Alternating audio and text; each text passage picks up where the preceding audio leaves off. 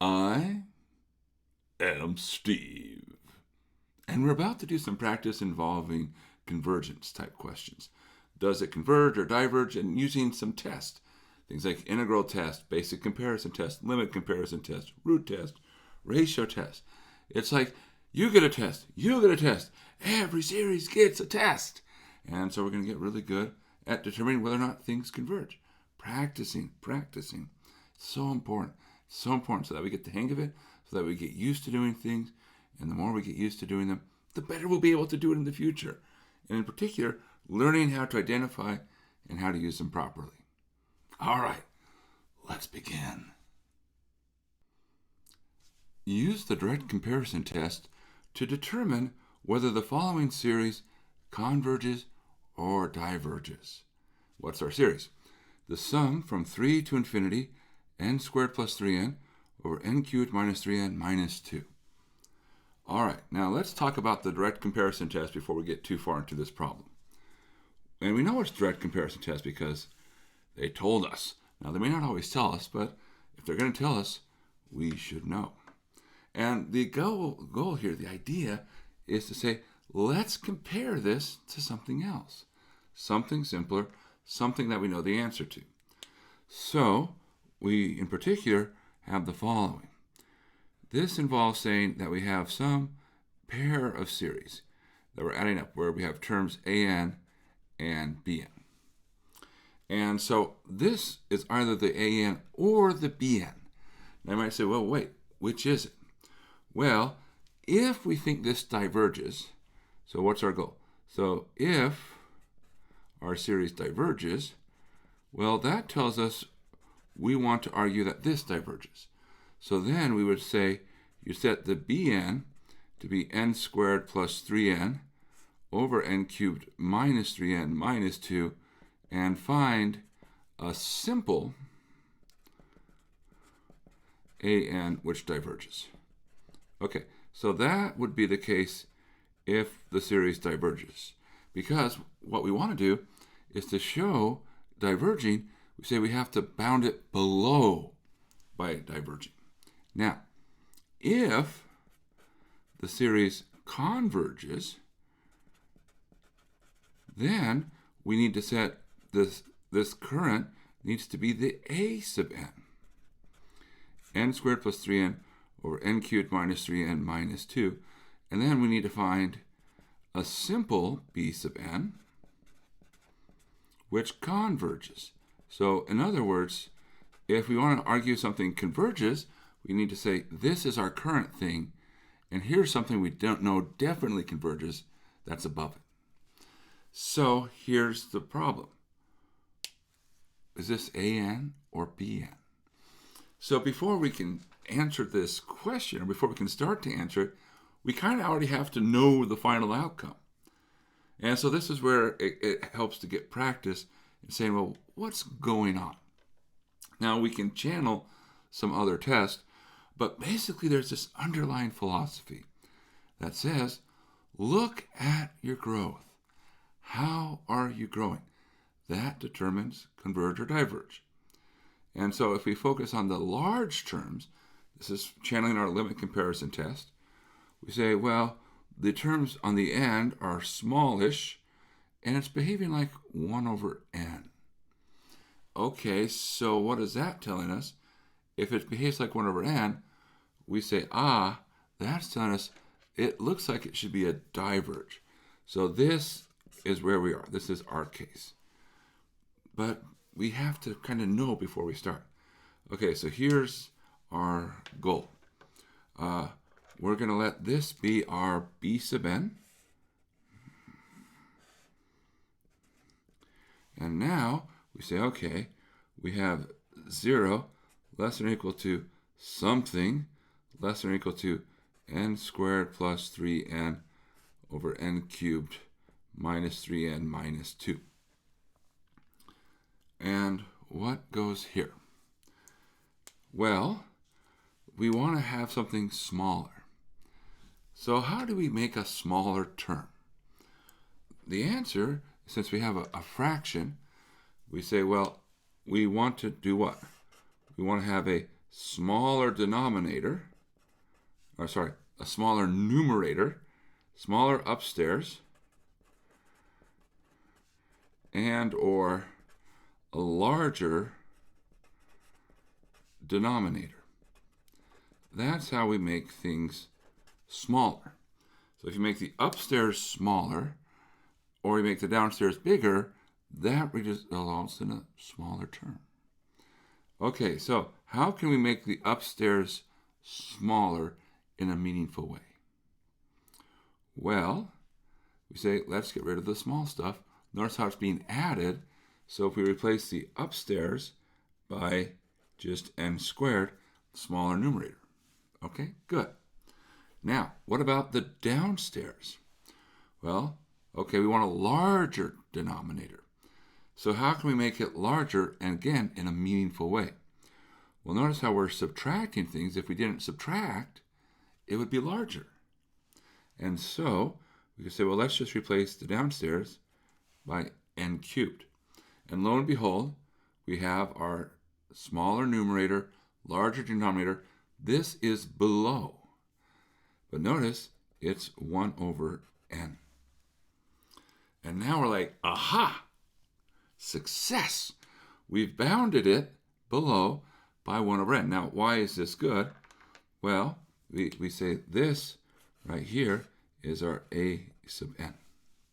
And since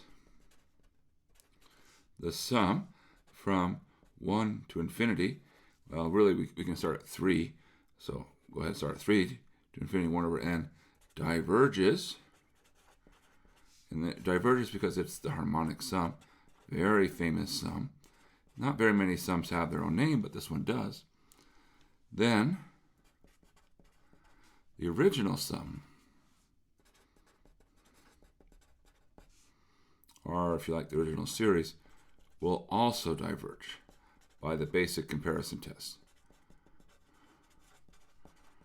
And we'll go ahead, write all this out. Now you might be saying, do we need to write stuff? Yes. This is a part of the course where you have to explain why. Because it's not just a simple yes, no, it's what's your thought process. Since 0 is less than or equal to 1 over n is less than or equal to n squared plus 3n over n cubed minus 3n minus 2. And that's true for n at least 3.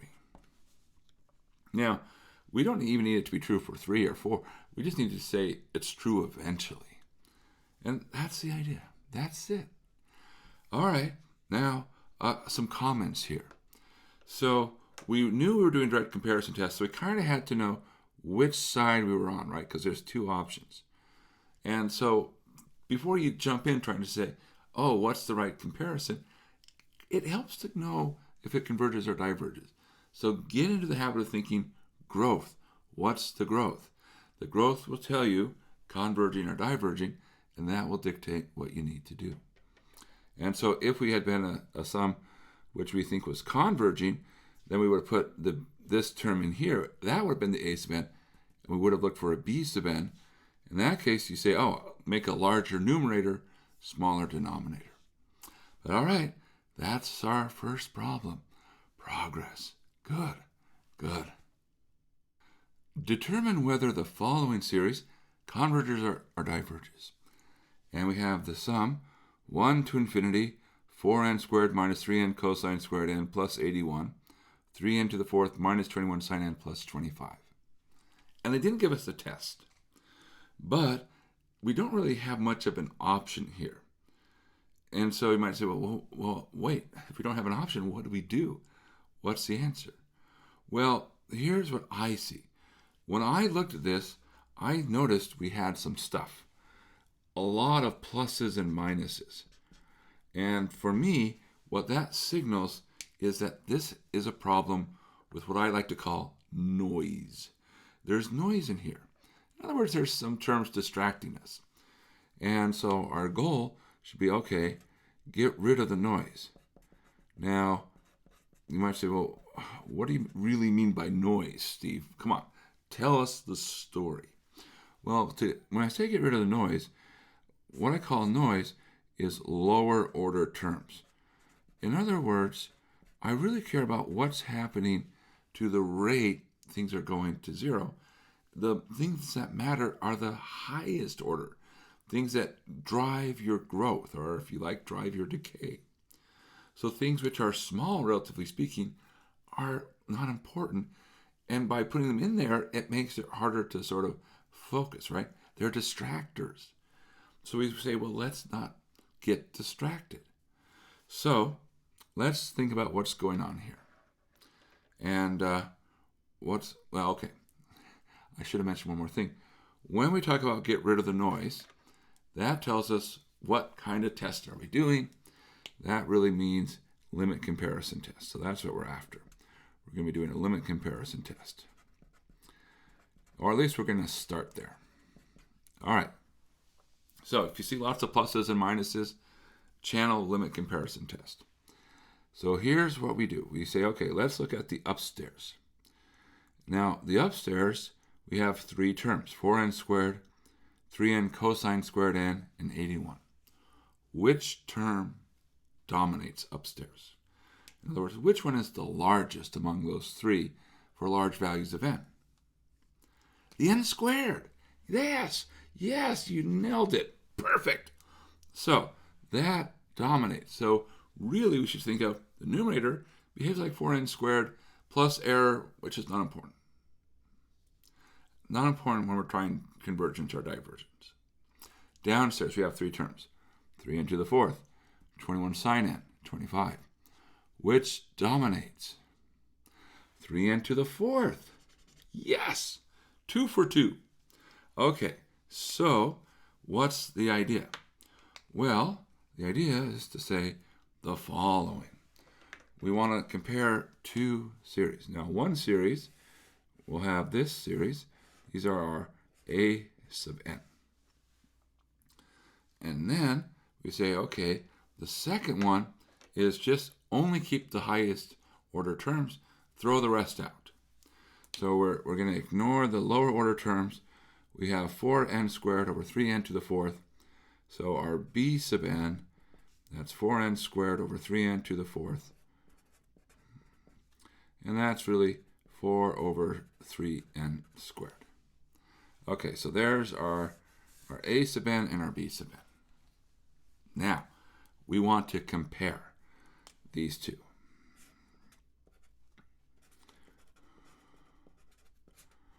And how do we do that? Well, we need to take limit.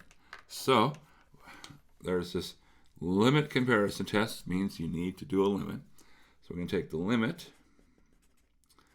as n goes to infinity of our a sub n over b sub n. Okay, so that's the limit as n goes to infinity of, well, 4n squared minus 3n cosine squared n plus 81 over 3n to the fourth minus 21 sine of n plus 25. Okay, that's our a sub n. And then to divide by b sub n is to multiply by the reciprocal, which we can say, well, to multiply by the reciprocal is, and I can use this form here, 3n to the fourth, 4n squared. Now, we need to show this converges to something, preferably something between 0 and infinity, in order to use the limit comparison test. And the way we do this is to say, pull out the highest growth in the a sub n and b sub n. And the argument is always going to be the same. You just say, okay, once you figure out what are the highest growing terms, pull out the highest growing terms, and then pull it out of everything and see what happens.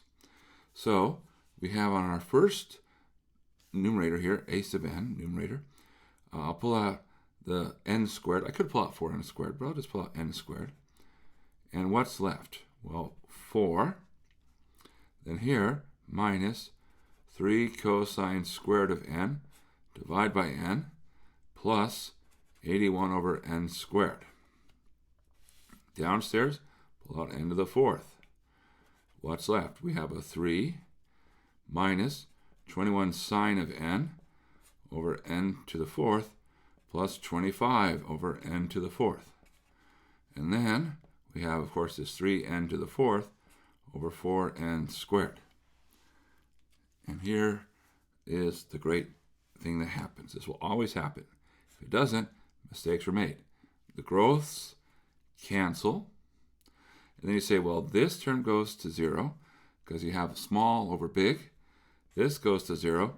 This goes to 0. This goes to 0. So what's left? Well, the only thing that's left is the 4 times 3. Downstairs, 3 times 4, and you get 1. And you'll always get 1 if you do this procedure. Okay, so what does this mean? Well, it tells us that, hey, these terms grow, or more accurately, decay to 0 at the same rate. So we can use that. And so, since the limit as n goes to infinity of an over bn is 1, then both series, we'll just go ahead and sum 1 to infinity an and 1 to infinity bn either converge or diverge. So in other words, I'm running that into space here. Since they both have the same rate of growth, they both have the same behavior in terms of whether or not they converge. Now, we say, but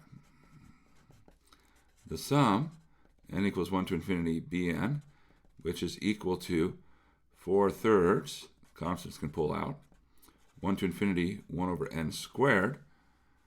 What do we know about this sum? This is a p-series. Is a p-series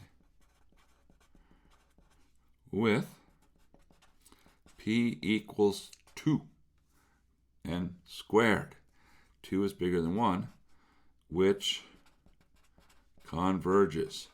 Right? So it's not just enough to say, hey, they have the same behavior. Now we have to say, and the simple one, we know what that does.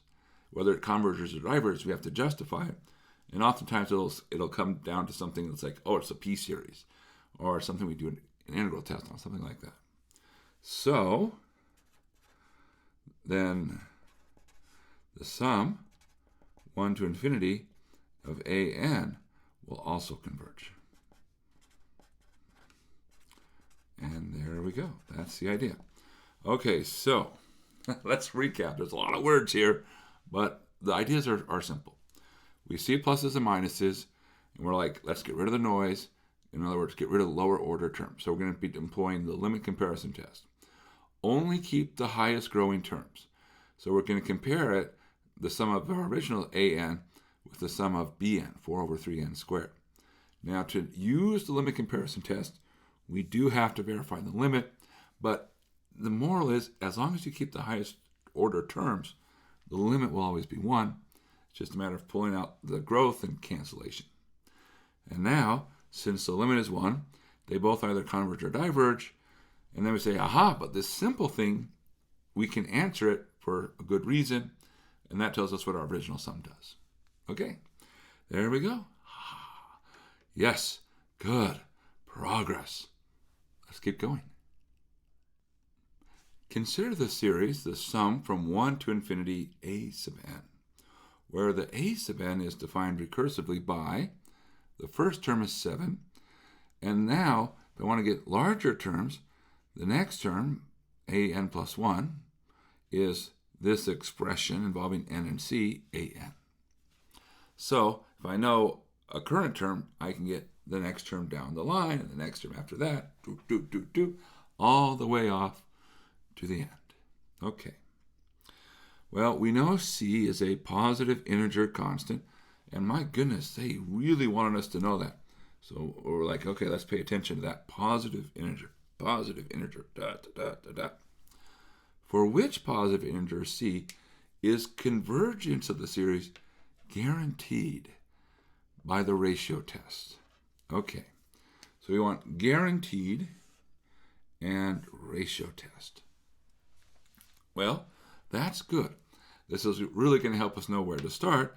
We say, well, we're doing a ratio test. Now, ratio test says you're going to compute a value called rho. And the way you compute this value, this is a limit as n goes to infinity of the next term over the previous term. Now, technically, we should throw in some absolute values. The good news here is we don't need to worry about absolute values. The original term is positive, and to get the next term, you're always multiplying it by something positive, right? Because c is positive. All these terms are positive being added together. Everything's positive. So we'll drop the absolute values when we do our computation. We compute that. Now, here's the thing. We say, well, if rho is less than 1, you're guaranteed to converge. Absolutely you'll converge. If it equals 1, it's inconclusive, and if it's greater than 1, it's going to diverge. So that's the test. Now, see how it says guaranteed? So it's not that we have to worry about the 1. It's just like, look, we want guaranteed. So our goal here is to say we want to figure out the limit as n goes to infinity of an plus 1 over an, and we want to make that less than 1. And now the question is, for which c is this true? So that's our goal. All right. So where do we begin? Well, we kind of have to figure out this ratio. And we say, okay, an plus 1 and an. Is there anything nearby somewhere that's connecting these two together? Well, I do see an an plus 1, and I see an an. Aha! What if we move that across? Yeah, why not? We can do that. We're allowed to do that. And we say, oh, okay, well, really, this is our limit as n goes to infinity. If I divide, an plus 1 over an is 3cn squared plus 2cn plus 7, divide by 15n squared plus 6c. Now, n is going to infinity. C is constant. Doesn't change. Only the n changes. So as n gets big, what happens? Well, what dominates? The n squared terms. The rest of this is very small in comparison. We can do similar to our previous problem.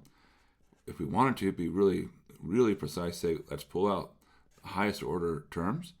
So we get 3c plus 2c divided by n plus 7 divided by n squared over n squared 15 plus 6c divided by n squared. Now, at this point, you say, aha, the n squareds cancel. Then anything with an n downstairs is going to go to 0. And so what do we have? Well, our limit is 3c over 15. Or if you like, c over 5. And remember, we wanted this to be less than 1. So that tells us that c needs to be less than 5. So as long as c is less than 5, then the ratio test guarantees convergence. Nice. Now, are we done? Well, almost. In essence, we're basically there, but they went out of their way to specify integers, positive integers. So we should go ahead and say, what positive integers are less than 5? And that tells us then that c is one of, we can be 1, 2, 3, or 4. Right? Because those are the positive integers that are less than 5. And we're done. Now this one we didn't have to include all that justification about, oh, we're doing this, we're doing that, because it's kind of a different question. But still, it was a matter of, do we understand the test? All right. Nice. Progress. Yes. Let's keep going. Apply the ratio test to the series. The sum 1 to infinity, 9n to the power n factorial squared, 3n factorial. Now, they tell us which test, so I was like, oh man, that takes some of the fun out of it. We don't have to figure it out. But even if they hadn't told us ratio test, we know what we'd have to do. This problem gave us a strong hint. Do you see these exclamation marks? Those stand for factorials. If you see a factorial, you're going to think ratio test. It's just like they go together. They always go together. So we knew it was going to be a ratio test even before we read it, because we always sort of get tempted by like, oh, there's math. You know, it's like, oh, factorials. Oh, ratio test. Okay, so we know what's going on. And good news, these are all non-negative terms, so we're not going to worry at all about absolute values. That's good. And we say, well, here is our a sub n. Now, what are we trying to do? Well, we're trying to apply the ratio test, so we're really going to say, what's the limit? And so our goal is we're going to compute our limit, n goes to infinity, an plus 1 over an. And then we're going to say, how does this limit relate to 1? And compare it to 1. If it's less than 1, that's going to be a converge. And I guess we should say, we'll set rho equal this, rho less than 1, rho equals 1, more work, rho greater than 1, diverge. Okay, so that's our goal. All right, so that's what we're going to be doing. All right, now, here we go. We have a couple of fun things ahead of us. I can already tell it, just like this problem. It feels fun. So let's start. We're going to start by writing this out. So we have that rho, which is our limit as n goes to infinity. And we'll start by writing down the an plus 1. And now I'm going to point out something here. I can rewrite this 9n to the n just to help us separate. There's 9 to the n to the n. Okay, so how do you write an plus 1? Here's the idea. Everywhere where you see an n, put an n plus 1. And that's it. That's how you do it. So 9 to the n plus 1. N plus 1 to the n plus 1, right? I'm just, everywhere I see an n, I put an n plus 1. Then I'll have n plus 1 factorial squared.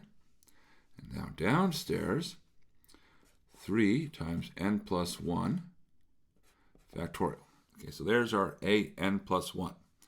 Now divide by an means multiply by the reciprocal, right? Flip it over. So we'd have a 3n factorial divide by our 9 to the n to the n factorial squared. Okay, so we're just going to make some notes here so we make sure we're following along. This is our an plus 1. This is our 1 over an. All right, nice, nice. Okay, well now, what do we do? Well, our goal here is to get cancellation or rewrite things in such a way that we can figure out what's going on. Now, some things are a little bit easier than others. And let's talk a little bit about factorials. Now, what's happening with factorials? Well, if I have an n plus 1 factorial, what does that mean? It really means I have n plus 1, then I times it by n, and I times that by n minus 1, and then I just keep going until 3, 2, 1. And what's this part on the end? That part on the end, well, that is in another factorial. It's n factorial, right? Yes, Yes. So we say, oh, it's n plus 1 times n factorial. So the way I like to think about this is if I have a factorial, I can pull some terms off the front. Now, why did I pull one term off the front? Because I wanted to somehow compare this n plus 1 factorial here with these n factorials there. I wanted to help get cancellation. Okay, so that's why that one was there. Now, this part, that's actually what? It's a 3n plus 3 factorial. So now let's just channel the idea of pull from the front. So currently, the first term would be 3n plus 3. And then I'd have a 3n plus 2 factorial left, but I'm trying to get something that cancels with 3n factorial. So I say, well, keep going. A 3n plus 2, well, that's not quite there. How about 3n plus 1? Just pulling off. Pull off the term, pull off the term, pull off the term. Then the next term would be 3n. I say, perfect. And so we're just going to pull off those 3 terms. All right. So we're pulling off to help us prepare for cancellation. All right. Let's now go ahead and update what we have. So we have the following, right? The limit n goes to infinity, 9 to the n times, 9 to the 1, that's 9. Here, I'm going to write this as n plus 1 to the n times n plus 1. This n plus 1 factorial squared, we can say, well, that's like an n plus 1 squared n factorial squared, right? So that's the n plus 1 factorial squared. And then, of course, we have this term on the end, 3n factorial. Divide all of that by, well, the 3n plus 3 factorial. That's our pulling terms off. 3n plus 3, 3n plus 2, 3n plus 1, 3n factorial. Then 9 to the n to the n factorial squared. All right. Good. And now, of course, the fun part, cancellation. What terms cancel? Well, 3n factorial cancels. N factorial squared cancels. 9 to the n cancels. Yeah, that's cool. Lots of cancellations. What hasn't canceled? Well, let's think about it. You have a whole bunch of n plus 1s upstairs, a whole bunch of terms downstairs, the 9, and then you have this n plus 1 to the n and this n to the n. Let's be careful with those, because those are getting pretty big.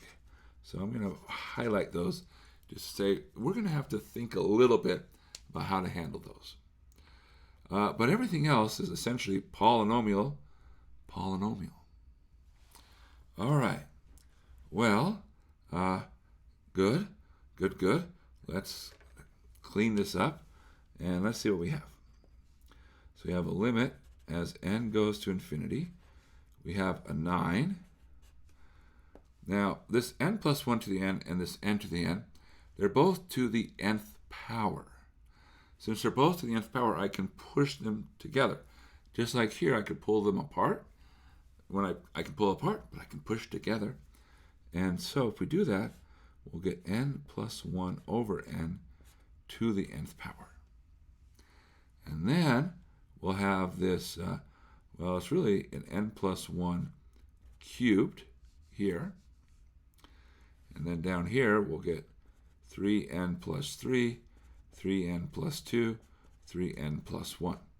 Now, the observant among us might have said, hey, 3n plus 3, isn't that the same as 3 times n plus 1? Yes, it is. And we could use that to simplify. But even if you didn't see it, we can still work it out. So I'm going to pretend like we didn't see that. But I'll just make a note in case you were like, Steve, come on, you missed something. Like, no, I just chose not to use it. All right. Now, let's talk about these pieces. 9. What does the 9 do as n goes to infinity? it goes to 9. Ha ha ha. Cool. Okay. Well, that was kind of easy. N plus 1 over n to the n. This is the same as 1 plus 1 over n to the n.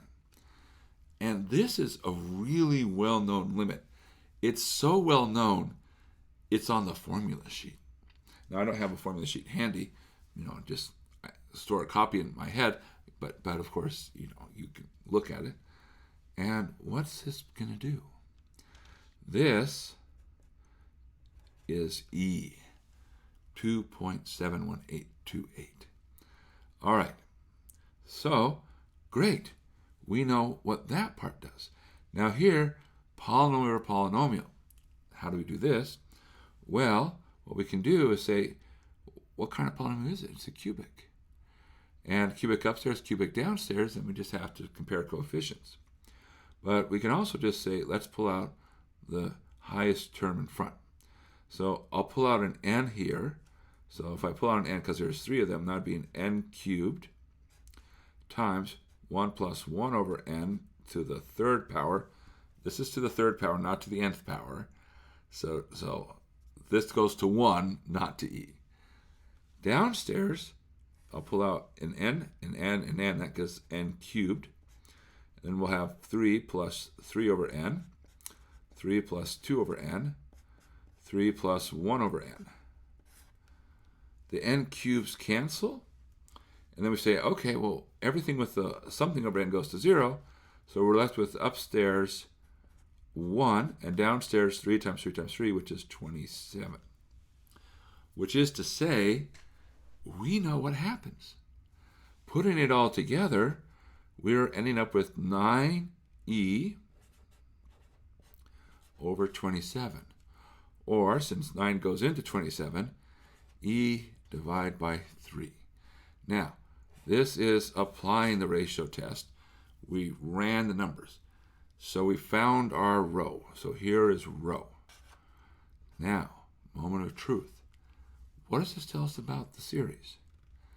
Are we below 1 or above 1? Or are we equal to 1? Well, e is 2.71828 ... That's row, which is less than 1. So the series converges. And that's our conclusion. All right, so we found this row, and then we said, aha, it's less than 1. We converge, and we're like, yes, wonderful. Life is good. Life is great. Booyah. All right. Now, on a side note, you might say, hey, if I see like an n to the n, am I kind of going to be suspicious that maybe an e is involved? Yeah, you should be suspicious. That happens a lot.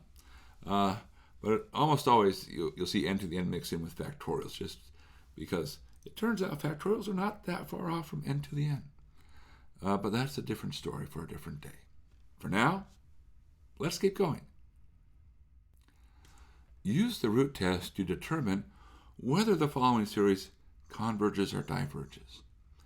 Now, we know what test we're using because they told us what test to use. Root test. But there's also a clue here. See how it's everything to the nth power? So that tells us, hey, if everything's being raised to the nth power, a root test is a pretty good test to apply. Now let's remind ourselves of how the root test works. We're going to compute the following row, which is the limit as n goes to infinity of an to the 1 over n. The root test comes from the idea of you're taking the nth root. And now you say, well, if this is less than 1, we converge. If this equals 1, we don't know.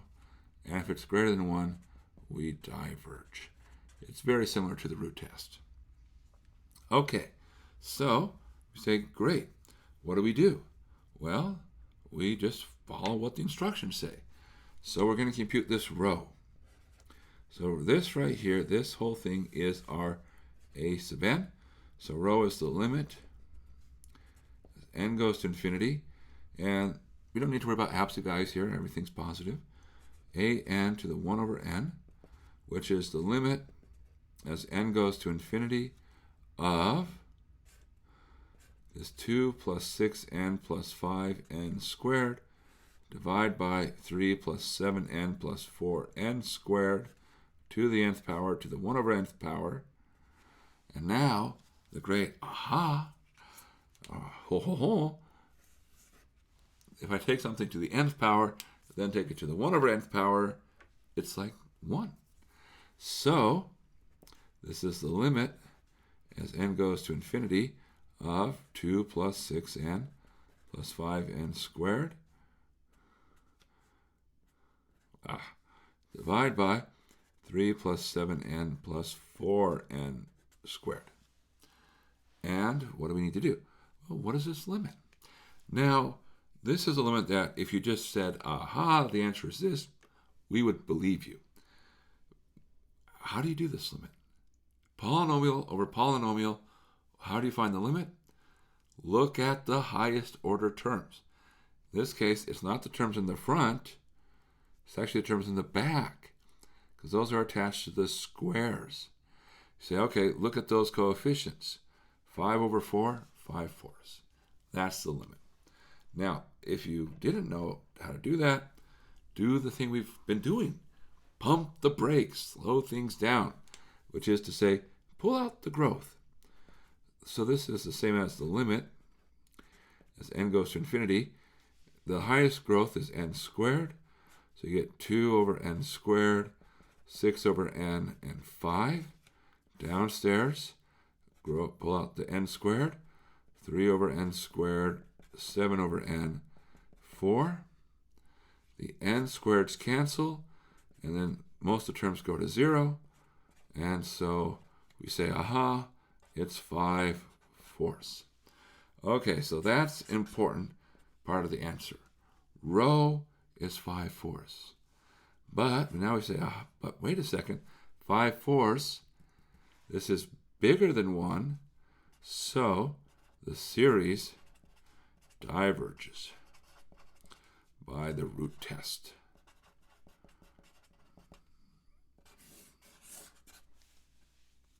And that's it. We're done. Wow! In comparison to some of the other ones we've been working on, this one was pretty quick. And that can happen sometimes. When you have the right kind of problem with the right kind of test, it can go pretty quick. All right, let's keep going. Determine whether the following series converges or diverges. All right, so we have a sum, 1 to infinity, square root of n plus 4, sine squared of 1 over n. Okay, so how do we figure this out? Well, what you'll notice here is we have like these kind of like messy things going on. And we like to simplify the expression. And so this feels like, let's try to get rid of some noise. The plus 4 there, that's noisy-ish, right? We want to simplify. So we say, okay, let's try to figure out the behavior. And when we say try to figure out behavior, that says, okay, let's focus on doing a limit comparison test. So I'm trying to figure out how this is really behaving. I'm going to try to strip it down to its bare essence. Now, the nice thing about limit comparison tests is I don't have to worry about, oh, am I a little bit above or am I a little bit below? I'll just call this a sub n. And we start thinking about, well, what's true about this expression? Well, we have two pieces here. And let's start with the square root part. Well, notice you have inside the square root an n and a plus 4. What is driving the behavior? What's the answer? Well, square root of n plus 4 is approximately square root of n. And when I say approximately, what that means is that for large n, the distinction between these is infinitesimally small. It's super, super tiny. So we say, okay, so this is behaving like square root of n. Now, what about this term? Sine squared of 1 over n. Now, here's where we have to be a little bit careful. If it was sine squared of n, it would just sort of be pew, pew, pew, pew, pew. It would be sort of hopping around. It doesn't really settle down to something. But notice it's a 1 over n. Okay, so this is getting small. It's going to like 0. And so we have to say, well, what's true about sine of x in general near 0? All right, so let's think about that. So for f of x equals sine of x, what's true? Well, if we sketch sine of x, we'll do a quick sketch. It looks something like this. But near 0, we say, hey, zoom in. It looks like a line. So we say for f of x equals sine x, near 0, f of x, equals sine of x is approximately the tangent line, which is x. So this is our tangent line at 0. Now this might sound familiar. You might have recalled that sine of x over x goes to 1 as x gets close to 0. And so this is as x to 0. And so what that tells us is, another way to phrase this is that sine of x is approximately x for x near 0. Now, what does that tell us? Well, it tells us that sine of 1 over n is approximately 1 over n. Sine squared of 1 over n, it would be approximately 1 over n squared, because we're squaring it. And so now we have our great aha, and we put these two ideas together, and we say, all right, well, we have that for n large, the square root of n plus 4 sine squared of 1 over n is approximately the square root of n times 1 over n squared, which is, if we clean it up, that's n to the 1/2 upstairs, n squared downstairs, 1 over n to the 3/2. Okay, so we mentioned before that this is our a sub n. This will be our b sub n. Now, what do we want to do? Well, we're just going to wave our hands, because this is going to be a lot easier than you think. Because we really said, hey, let's look at the behaviors, and we found the behaviors. So we just have to piece it all together. And we say, well, let's take the limit as n goes to infinity of an, here's an, over bn, here's bn. So that's the limit as n goes to infinity of, well, we have our original expression here, our square root of n plus 4 sine squared of 1 over n.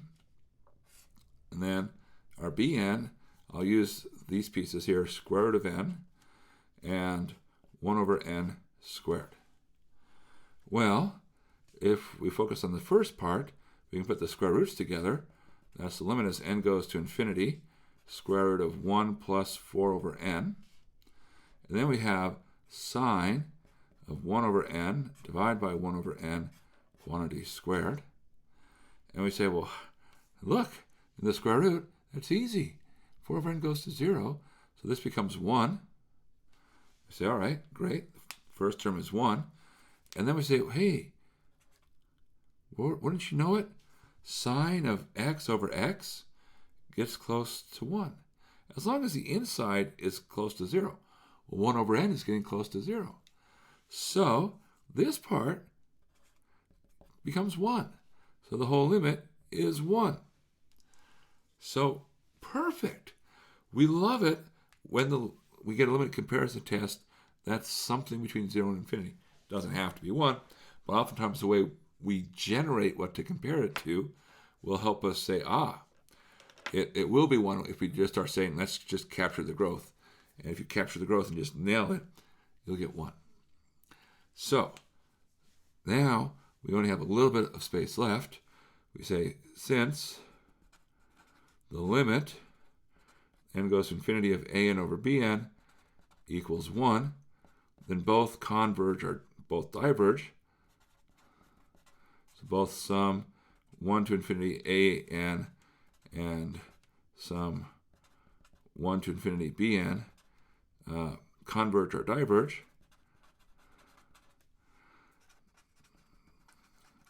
Okay, but the bn, the whole point of this is to simplify. But the sum n equals 1 to infinity of bn, which equals the sum n equals 1 to infinity of 1 over n to the 3 halves, is a p-series. And p-series, we know how to answer it with p equals 3 halves, which is bigger than 1. So, okay, we're almost off the bottom here. Let me move it up just a little bit. Come on, nudge, nudge, nudge, nudge, nudge, nudge. So that tells us that the sum 1 to infinity bn converges,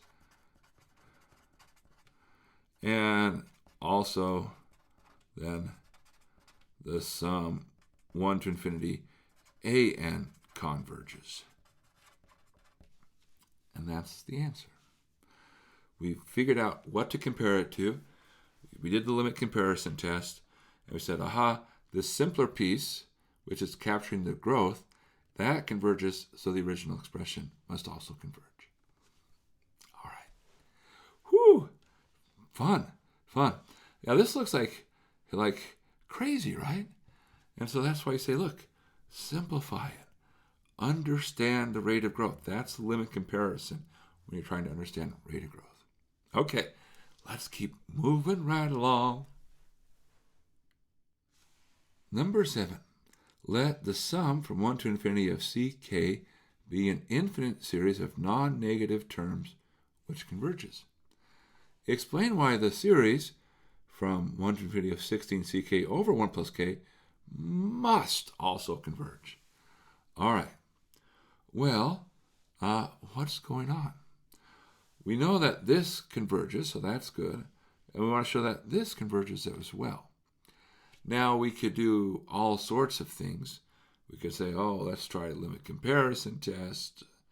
Or I think a little bit simpler might be, let's just do a comparison. What can we say about these values? And in particular, remember, where do we care? We don't care what happens at the start. We care what happens way down there, off the screen. Hello, over there. Hello. The tail.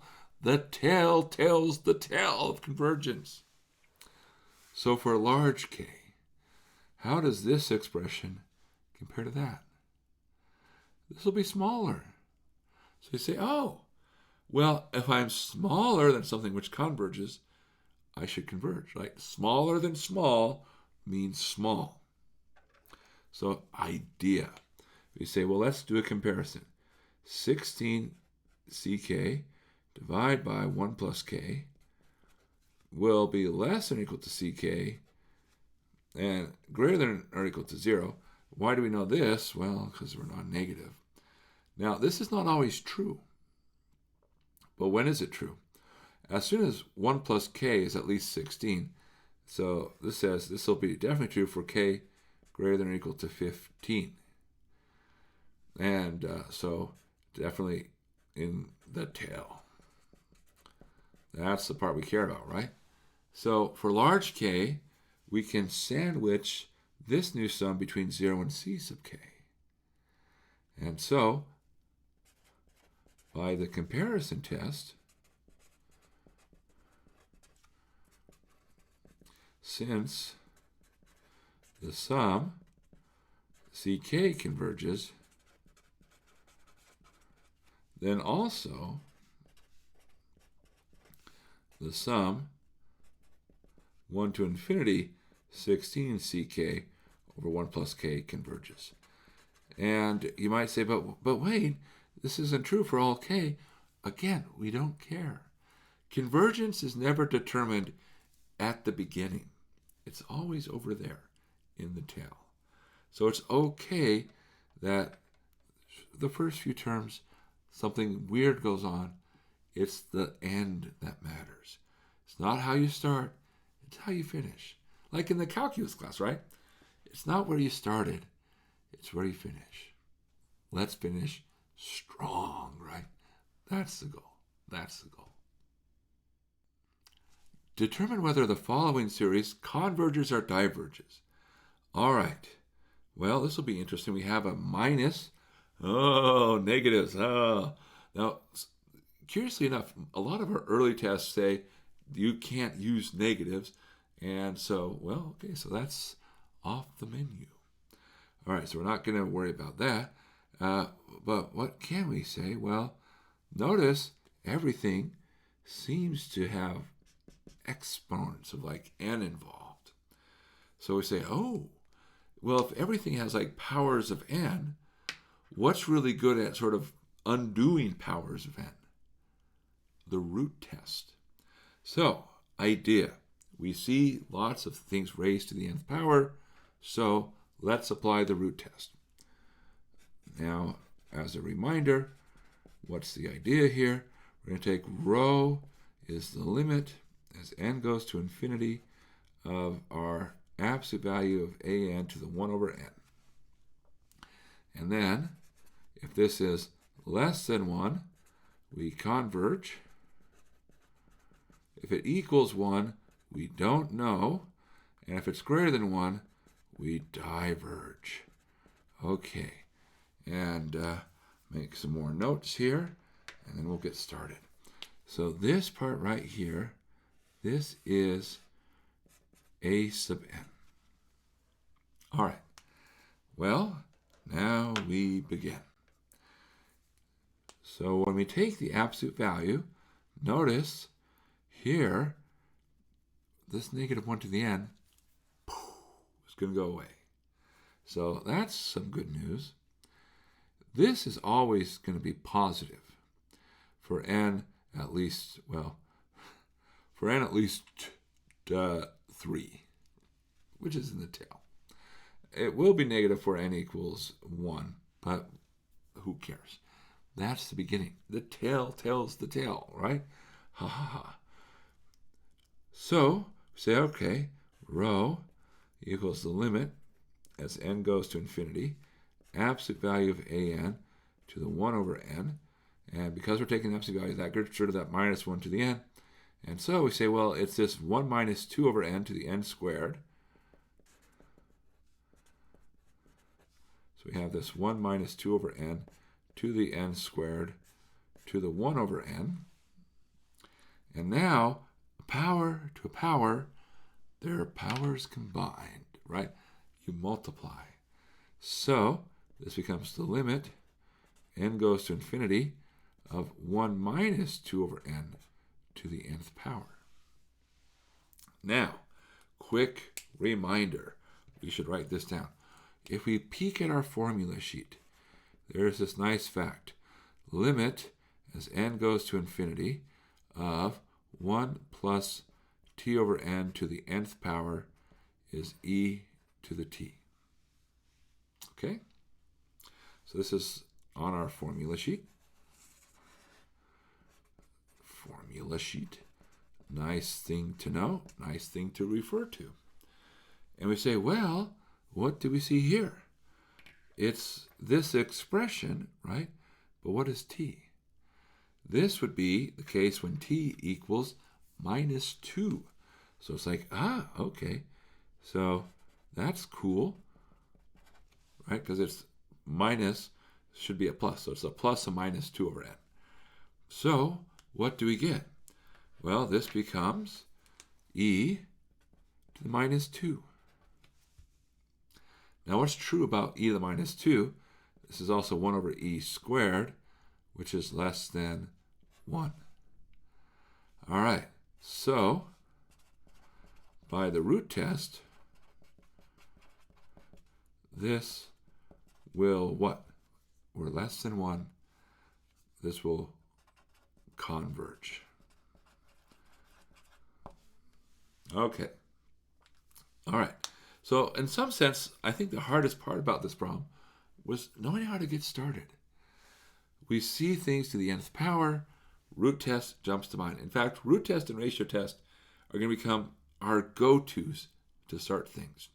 And so they're good to have those near the top of your mind. And so if you see factorials, you think ratio test. You see lots of things to the nth powers, you think root test. And in this case, it turned out not to be too bad as long as you remembered the formula. Right? All right. Good. Let's keep moving. Use the integral test to determine whether the following infinite series converges or diverges. You may assume that the terms of the series satisfy the conditions for the integral test. All right. So we know we're in integral tests because, well, it kind of told us that. That's pretty easy to spot. And when it talks about the conditions, what are things that we want? Well, the conditions tend to be things like we want non-negative, we want decreasing, and we want some continuity. But really, a lot of these things boil down to make sure it's decreasing. Everything else you can kind of say, well, I can make it work. Okay, so we're told that we can assume that, so we don't have to show that. So that's going to be good. So the way we think about this, so what does the integral test say? So let's just remind ourselves we have the integral test. It says, look, suppose you have something nice. So suppose f is nice.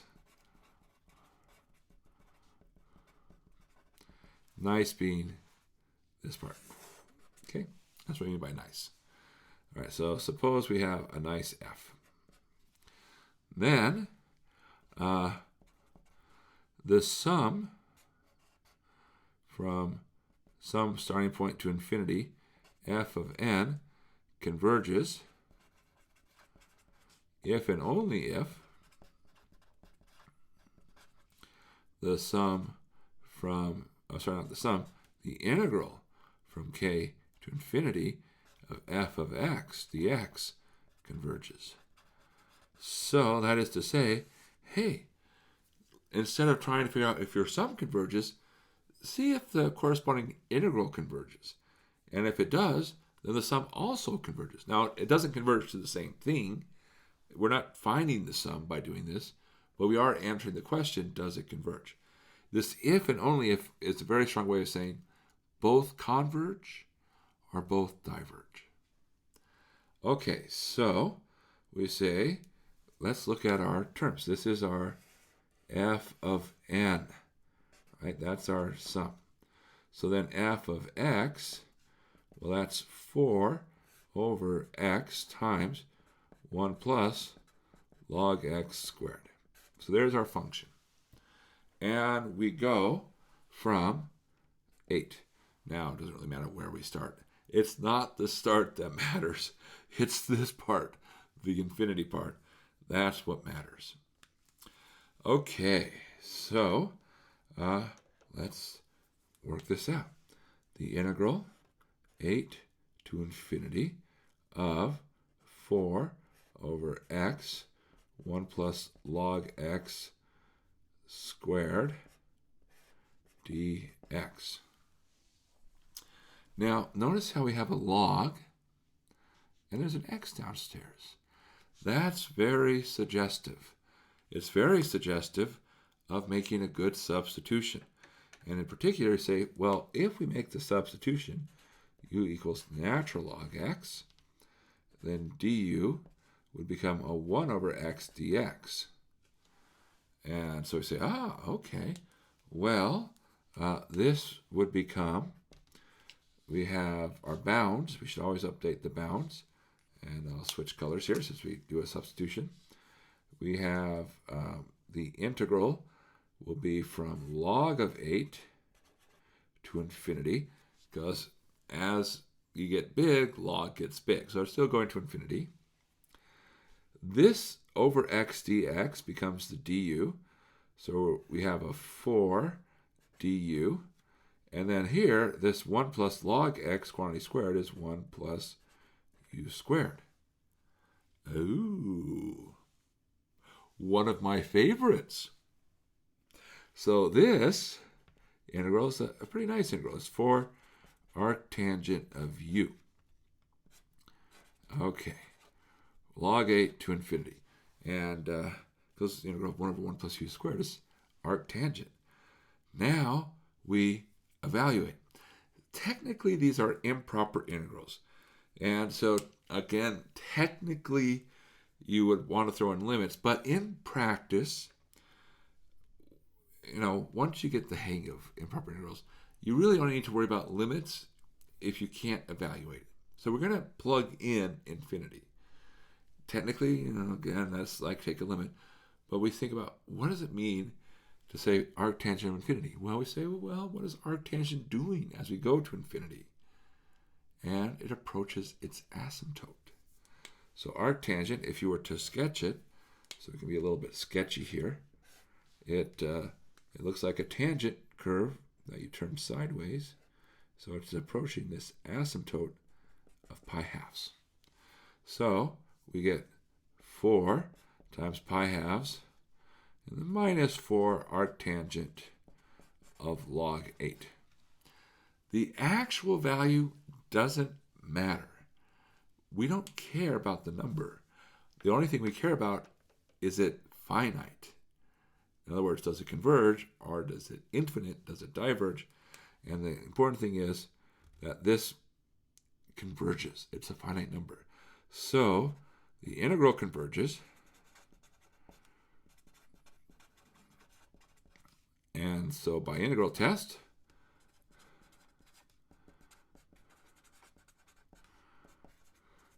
the sum must also converge, because they go together. If the integral converges, the sum converges.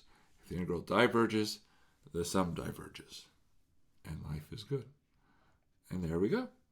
That's it. Right? It's not a bad test if you know to apply it. And I will say, it turns out, once you have p-series, and once you understand, oh, hey, limit comparison, get rid of noise, it's a very narrow set of functions that you actually have to look at. And so it's not too bad. But what's the punchline? Say, figure out your function. You say, well, this is function of n. Just replace n's by x's. And then take the integral. And then say, is it finite or infinite? And that tells you the story. All right. We're almost there, right? The end is near. Oh, that sounds ominous. One more to go. Let's finish up. Let S represent the sum of the convergent series 1 over k to the 4th. That converges. And if Sn represents the nth partial sum of the series, what is the smallest number of terms n so that the error in Sn cannot be more than 1 over 3,000? And there's this recall that the integral test shows that da-da-da-da-da. Okay. Now, what's going on here? So S is the sum. We went to infinity. N is the partial sum up to n. So this part right here, this S minus Sn, well, that's the error in Sn. Okay, so here we have the error in Sn. Now, how far off are we? Now, what do we want to be true? We say our error can't be too big. It has to be small. So we want our error small. So that says we want it below something. Now, we want to bound it above. Not below, but above. So we say, okay, well, we already know how to bound our error for the integral test type things by saying, just go from n to infinity f of x dx. So we say, if we can bound this by 1 over 3,000, then our error is bounded by 1 over 3,000. So there's our idea. So now, mostly it's just a matter of understanding what we're after. Let's think about what's going on. So this part right here, this is our function, and here it's a function of k. Well, that tells us then that f of x is 1 over x to the power of 4. And so we say, okay, what do we want? Well, we want to figure out the right choice for n. So we want the integral from n to infinity of 1 over x to the 4th dx to be less than or equal to 1 over 3,000. So there's the roadmap. That's where we're going. All right. With that in mind, well, we figure out the integral. Now this is really here, this is the same as integral n to infinity of x to the negative 4. Make it more calculus friendly, x to a number. And now we say, well, you can add 1 to the number. That would make it x to negative 3. And then divide by negative 3. Now evaluate n to infinity. Well, when you plug in infinity, what happens? Well, maybe let's write this as minus 1 over 3x cubed. Evaluate from n to infinity. And that now, as x goes to infinity, what happens to 1 over 3x cubed? Goes to 0. So this becomes 0 minus 1 over 3n cubed, or 1 over 3n cubed. We want that to be less than or equal to 1 over 3,000. Okay, well, we're basically done. What can we do? We can do a little bit of cross multiplying, right? So that says I need to have 3n cubed greater than or equal to 3,000. Because if we cross multiply, where the 3n cubed is going to be on the greater than or equal to side. N cubed needs to be greater than or equal to 1,000. So now, take the cubed root. Cubed root of 1,000 is 10. All right, so n needs to be greater than or equal to 10. Now, what is our challenge? It says find the smallest number. Because if you said, 1,000,000, yeah, you'd be right. But what would be the smallest number? So we can say our smallest number then is n equals 10. And that's the answer. That's the way to approach the problem. Now, you can be a little bit smarter, and you can say, well, what if I just wanted to make sure my error was upper and lower bounded? You can do some rearranging, but the way the problem is presented, it says, hey, I want my error in the partial sum. That just says the difference between the actual value and the partial sum. I want that to be small. Then we can use our relationship. You might have a question, why is there no absolute value here? Can you see why? All our terms are positive. So when I think about the partial sum, I stop adding up at some point, but the terms I didn't add up were all positive, which means they can only make it bigger. So the actual sum will always be bigger than the partial sums in that case. So that's why there's no absolute value.